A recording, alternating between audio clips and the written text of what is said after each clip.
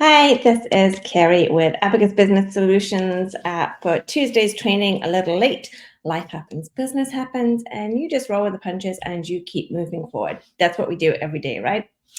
Okay, so today I am going to talk about the importance of having an emergency fund in your business.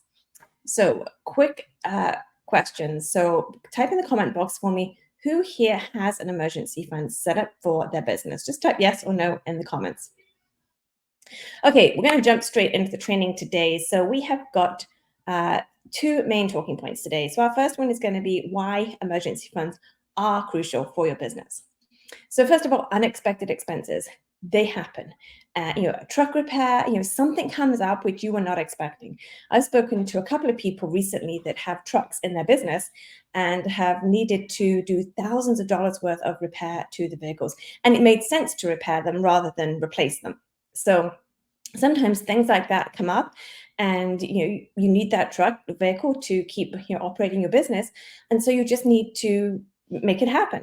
And if you have an emergency fund, then things like that don't aren't as painful. It's not something that then just has to hit the credit card account and is something that then is plaguing you for weeks and months on end when you're trying to pay it off.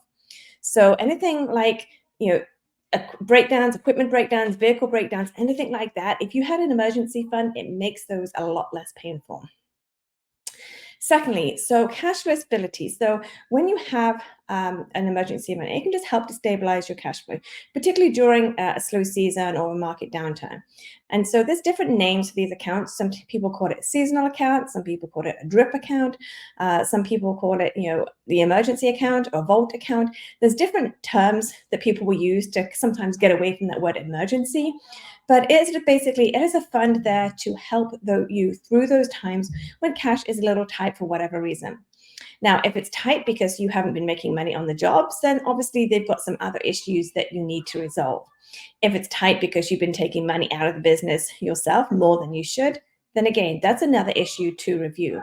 But if it's just one of those things where the market is down, you're in a seasonal business and things are a little bit slow, then when you have that cash put aside, that can really help you in those slow times.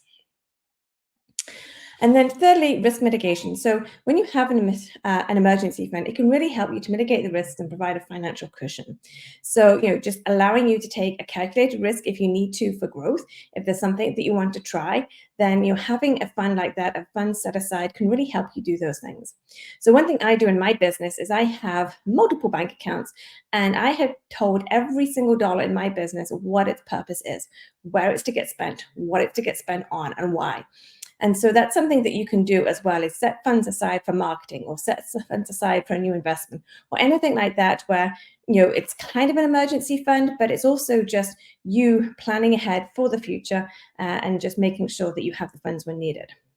So another quick question, what's one unexpected expense that you have faced in your business recently? I would love if you would share that in the comments with us. Okay, so the second thing I want to talk about is how to build an effective emergency fund. So the first thing I want to say is start small. Don't just try and put 20, 30,000, into an account and then leave yourself short in your operating account. That's just going to help you to fail. You're going to end up moving the money back real quick to cover those day-to-day operating expenses and just not make you feel very good about the whole situation. So don't try and just jump into this, with both feet.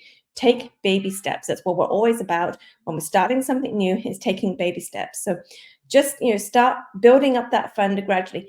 It may take you months to build a reasonable fund. It might take you over a year, but you know what? It's okay because you've started, you're putting that money aside, you're thinking ahead, you're planning for the unexpected. So start small. The second thing is consistent contribution. So don't just put something there today and then not do anything else then for another 2 or 3 months. Do something on a consistent basis, whether you do it weekly or monthly. Do something so that you have that rhythm. You remember how we always talk about having that rhythm of doing things? It becomes a really good habit. And then a question I get is, where do you keep the funds? So there's different areas that you can keep them. Sometimes it's good to put in a totally separate bank account. That way you're not tempted to spend it or pull it back for maybe an unnecessary expense that you're trying to justify using that emergency fund. You want to make sure it's easily accessible, but not too easy that it's there screaming at you like, hey, I've got $10,000 here. Like, let's go, do this, let's go buy this. Put it somewhere so that you can't see it every single day. You don't have easy visible access to it, but if you need the money, you can get to it easily without having to go through a lot of hassle. So, question for you: how many of you have a separate account for your emergency fund? So type have or don't have in the comments and just share below. Okay, so that was our training today. So the importance of having a fund to put aside, whether you call it an emergency fund, a vault account, a seasonal account, a drip account, whatever you might call it. If you have an account put to one side where you are pulling money from your operating expense and saving it just in case you need it for something like that, then that's awesome. If not, then I really encourage you to start thinking about that and thinking how you can start that today. Even if you put $10 in it, $10 is better than nothing. Just start doing something, get into the rhythm of doing that, and build that emergency fund and watch it grow over time. So I hope that was helpful. There will be a replay as well. So if you need that, just let us know, and we'll see you next time.